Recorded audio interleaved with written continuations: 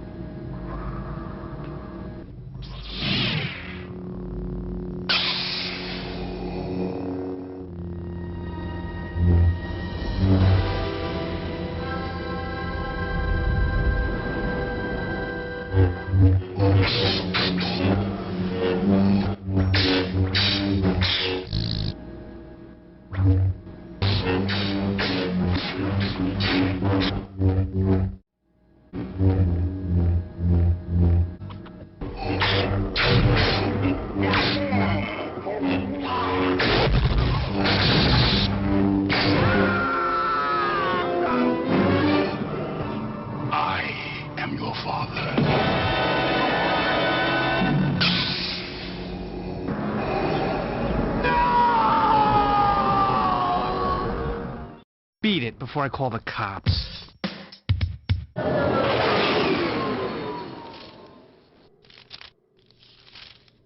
What would you be willing to trade for the flying car? What do you mean? Say some German scientist comes up to you and he says, "I have invented the flying car. I'll give it to you on one condition." Well, what's the condition? He's not going to tell you. Then it's no deal. The guy is offering you the flying car. Yeah, but there's obviously a catch. Who cares what the catch is? It's the flying car. I enjoyed the footage and thought it looked promising, but hey, I thought the same thing when I saw the animated series on Adult Swim for the first time when I was younger. At the end of the clip, Randall refers to the flying car. This is a short film made by Kevin Smith. If you're a fan of his movies and content, you should check it out. All hope is not lost for seeing this movie one day. In 2011, Kevin Smith said on Twitter, that Miramax got in touch with them about some new projects, and the possibility of reviving the Clerks animated series was brought up. Clerks 1 has always been one of my favorite movies. Number 2 was a pretty good movie, I enjoyed it, and the animated series is definitely underrated. There's always a possibility of this being released on a DVD feature one day, and hopefully there was more footage made that we haven't seen yet. Do you remember the Clerks animated series and its short-lived run on television? Or maybe you remember watching it years later on Adult Swim like I did.